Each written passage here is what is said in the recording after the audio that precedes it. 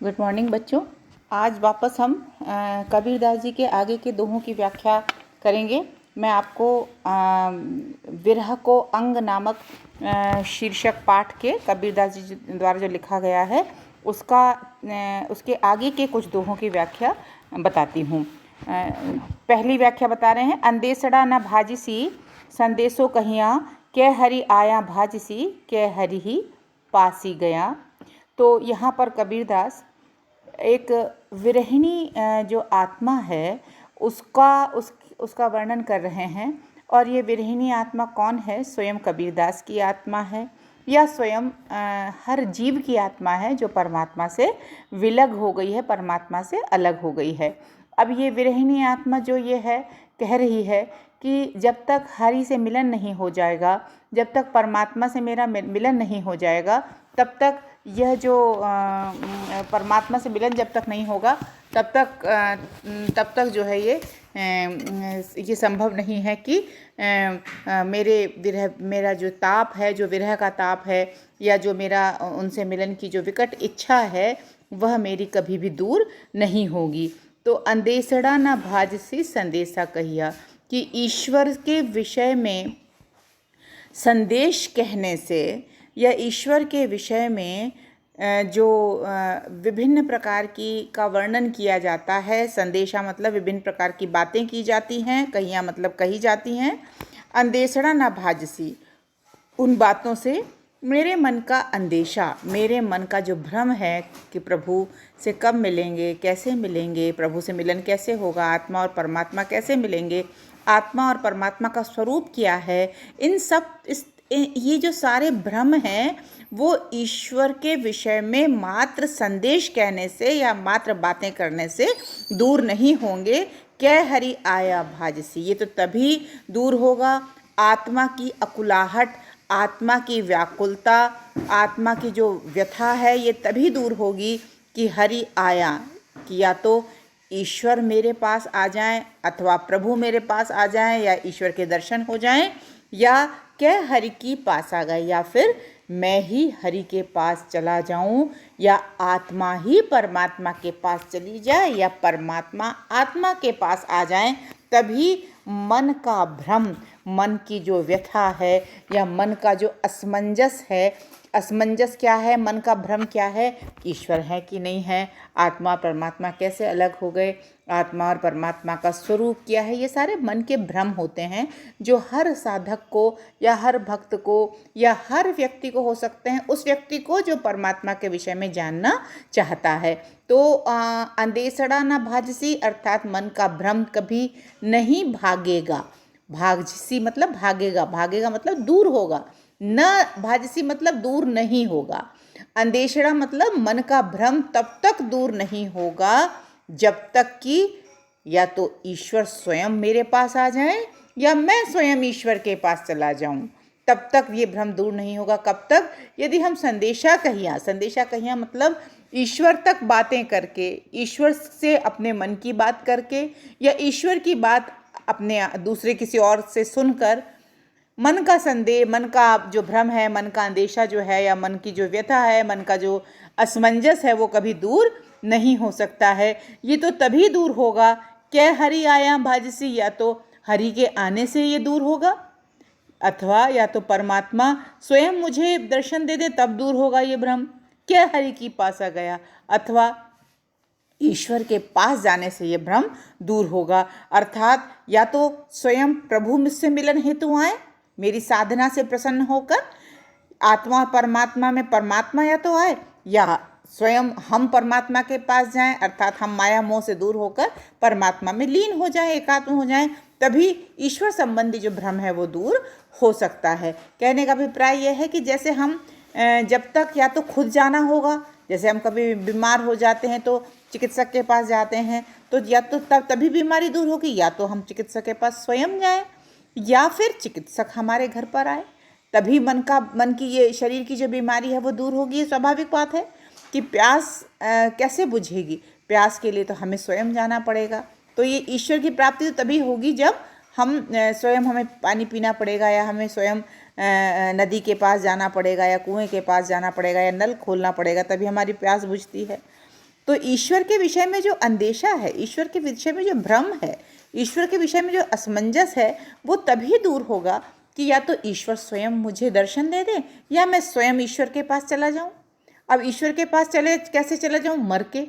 ये मरना मतलब शरीर से मरना नहीं। ये मरना वो है कि हम अपने आप को मार कर, अपने आप को मार कर मतलब अपनी इंद्रियों को मार कर, अपने साधना पथ पर अग्रसर होकर या अपने भ्रमों को दूर करके ही हम उस तक पहुंच सकते हैं, और तभी हमारे मन का अंदेशा या भ्रम दूर होगा। यह तन जालो मसी करूं, ज्यों धुआं जाए सरग, मतिवै राम दया करें बरसी बुझावे अग। मैं इस कबीरदास कहते हैं कि मैं अपने शरीर को जलाकर स्याही बना लूँगा। मसी माने स्याही, जिससे हम पेन में पहले भरा करते थे, वो स्याही इंक जो होती है। तो यह तन जालो मसी करूं, मैं अपने शरीर को जलाकर स्याही बना लूँगा या राख बना लूँगा या मैं भस्म कर लूँगा। जो धुआं जाए सरग, जो उस अग्नि का जलने से जो अग्नि उठेगी और अग्नि से जो अग्नि जलने के कारण जो धुआं होगा वो स्वर्ग में जाएगा, अर्थात ऊपर जाएगा, ऊपर अर्थात परमात्मा के पास जाएगा। मतिवय, और जब वो धुआं स्वर्ग में परमात्मा के पास जाएगा, परमात्मा शक्ति के पास जाएगा, तो यदि राम मतलब परमात्मा के पास यदि परमात्मा को यदि सद्बुद्धि होगी तो मेरे ऊपर दया करेंगे और बरसी बुझावे, और अपनी कृपा का पानी बरसाकर, बरसी माने बरसाकर, इस अग्नि को बुझा देंगे। ये कौन सी अग्नि है? विरह की अग्नि।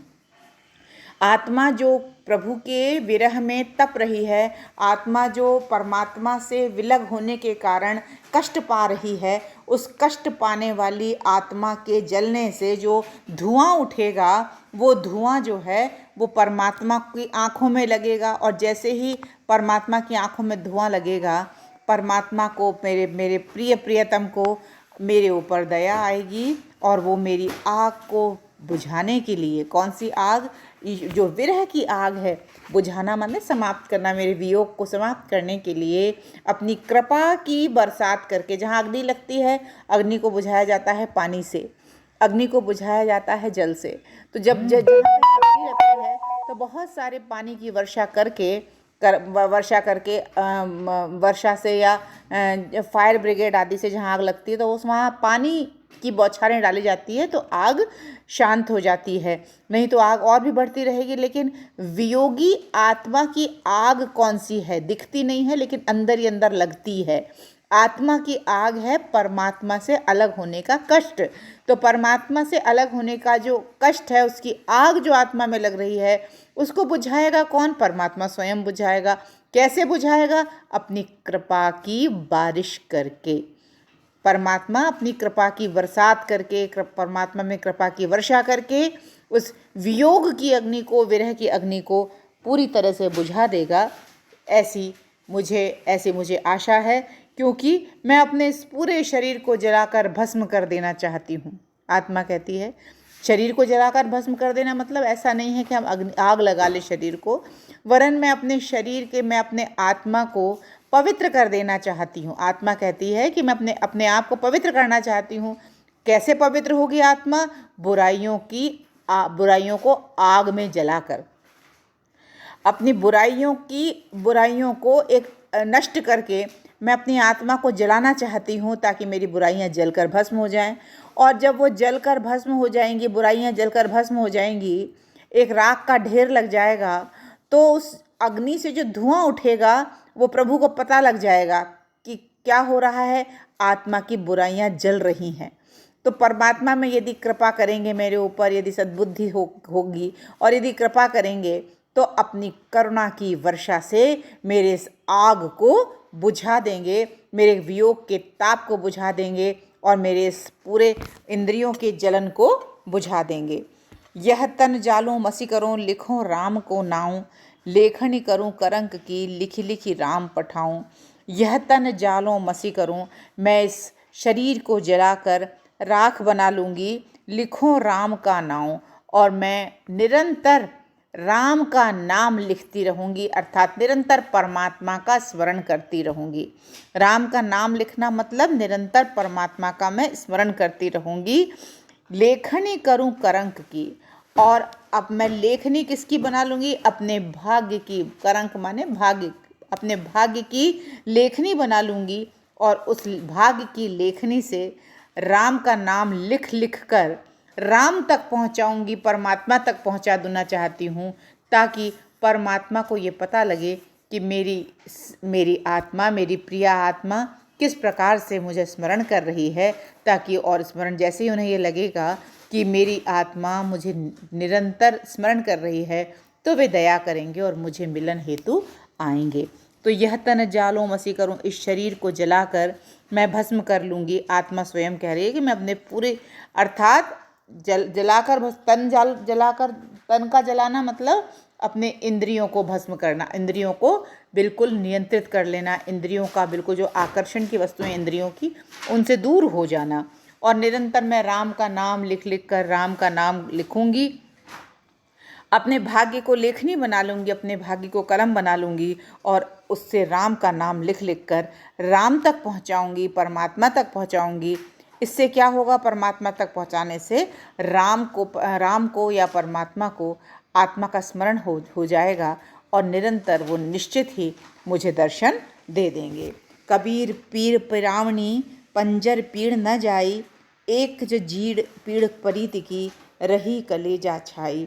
कबीर पीर पड़ा, कबीर दास जी कहते हैं कि प्रभु से, परमात्मा से अलग होने की जो पीर है, पीर माने पीड़ा जो है, जो कष्ट है, वो बहुत पिरावनी, वो बहुत पीड़ादायक है, वो दर्द करने वाली है, पीड़ा देने वाली है। पंजर पीड़ न जाए, और मेरे शरीर से, पंजर माने शरीर से, पीड़ न जाए, ईश्वर से संबंधित यह पीड़ा निकलती ही नहीं है। न जाई मतलब जाती नहीं है, निकलती ही नहीं है। एक जब पीड़ परीत की, ये जो प्रीत की पीड़ा है, ये जो ईश्वर से प्रेम की जो पीड़ा है, रही कलेजा छाई, ये पूरी तरह से मेरे कलेजे में, मेरी आत्मा में छा रही है। मेरी आत्मा को पूरी तरह से प्रभु प्रेम की पीड़ा ने ग्रसित कर लिया है। मेरी आत्मा पूरी तरह से परमात्मा के प्रेम में लिप्त हो गई है। लेकिन ये ऐसी पीड़ा है, ये प्रेम की पीड़ा है, ये प्रेम की पीड़ा ऐसी है जो बढ़ती ही जाती है, कभी समाप्त होती नहीं है। तो यहाँ पर परमात्मा और आत्मा का, प्रिया और प्रियतम का संबंध बताया है। कवि कहते हैं कि आत्मा तो प्रिया है, प्रियतम परमात्मा है, और जब तक प्रियतम और प्रिया का मिलन नहीं होगा, जब तक परमात्मा और आत्मा का मिलन नहीं होगा, तब तक आत्मा की ये पीड़ा कभी समाप्त नहीं हो सकती। तो कबीर पीर, कबीरदास जी कहते हैं कि ये जो पीड़ा है, ये बहुत पीड़ादायक है, ये बहुत कष्ट देने वाली है। इस शरीर से ये ईश्वरीय प्रेम की पीड़ा कभी जाती ही नहीं है, समाप्त होती ही नहीं है। एक जब पीड़ परीत की, ये एकमात्र ऐसी प्रेम की पीड़ा है जो पूरे कलेजे पर छा रही है। आत्मा को पूरी तरह से इस प्रेम की पीड़ा ने पूरी तरह से आप्लावित कर लिया है। मेरी आत्मा पूरी तरह से परमात्मा की प्रेम रूपी पीड़ा से ग्रसित हो गई है। चोट सताणी विरह की, सब तन जर्जर होई, मारण हारा जानी है, केजी लागी सोई। कि ये जो विरह की चोट है, परमात्मा से अलग होने की जो ये पीड़ा है, चोट माने पीड़ा है, ये सतानी, ये बहुत सताने लगी है, बहुत कष्ट देने लगी है। सब तन जर्जर होए, इससे सारा शरीर जर्जर हो गया है, सारा शरीर कृश हो गया है, सारा शरीर क्षीण हो गया है, बिल्कुल शक्तिहीन हो गया। जर्जर होना माने क्षीण होना, जर्जर होना, बिल्कुल शक्तिहीन हो जाना। मारण हारा जानिए, इस पीड़ा को या तो मारने वाला जानता है जिही लागी, या फिर वो जानता है जिसको ये पीड़ा सता रही है। जो पीड़ा देने वाला है या तो वो जानता है, या जिसको ये पीड़ा हो रही है वो जानता है। तो चोट सताणी विरह की, प्रभु परमात्मा से आत्मा कह रही है। कबीरदास कहते हैं कि आत्मा को बार बार ये लगता है, ऐसा प्रतीत होता है कि ये जो विरह की जो चोट है, प्रभु कौन से विरह की? परमात्मा से विरह की जो ये चोट है ये बहुत सताने लगी है, ये बहुत पीड़ा देने लगी है, इससे पूरा शरीर, सब तन, इससे पूरा शरीर जर्जर हो गया है, पूरा शरीर बिल्कुल क्षीण हो गया है, पंगु हो गया है, बिल्कुल शक्तिहीन हो गया है। लेकिन इस पीड़ा को कौन जानता है? मारण हारा जानी, या तो मारने वाला जानता है कि जिही लागी, या फिर जिसको ये पीड़ा लगती है वही जानता है। अर्थात या तो परमात्मा ही जानता है या आत्मा ही जानती है। या तो परमात्मा कौन है? पीड़ा देने वाला। आत्मा कौन है? पीड़ा को सहन करने वाली है आत्मा।